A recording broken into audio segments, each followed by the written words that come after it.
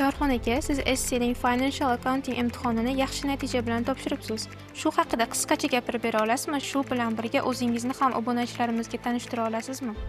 Ha, albatta, men Shokirxonov Axyorxon moliyaviy modellashtirish va boshqaruv hisobi bo'yicha mutaxassis hisoblanaman. Ha, to'g'ri aytganingizdek, bir hafta oldin Financial Accounting bo'yicha imtihon topshirib, 84 ball oldim.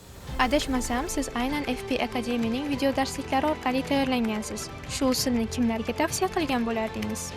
Ha, to'g'ri, men FP Akademiyadan Shahriyorda video darsliklarini olib, mustaqil tayyorlandim. Ushbu usulda tayyorlanish menga qulay joyda va qulay vaqtda tayyorlanish imkoniyatini berdi. Video darslik orqali tayyorgarlikni self study qila oladigan va o'z-o'zini nazorat qilib bora oladigan o'rganuvchilarga tavsiya qilaman. Aynan Financial Accountingga tayyorgarlik ko'rayotganlarga maslahatim nafaqat Kaplan Executives'dan, balki SCning Study Hubs'dan ham tayyorlanishini maslahat beraman.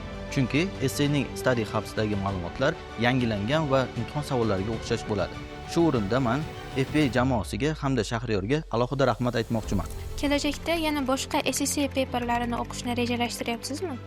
Ha, albatta, kelajakda bosqichma-bosqich SCning boshqa paperlarini ham olmoqchiman va ushbu yo'nalishda tayyorgarlikni FP Academy video darsliklaridan foydalanmoqchiman. Boshqalarga ham ushbu usulni tavsiya etaman.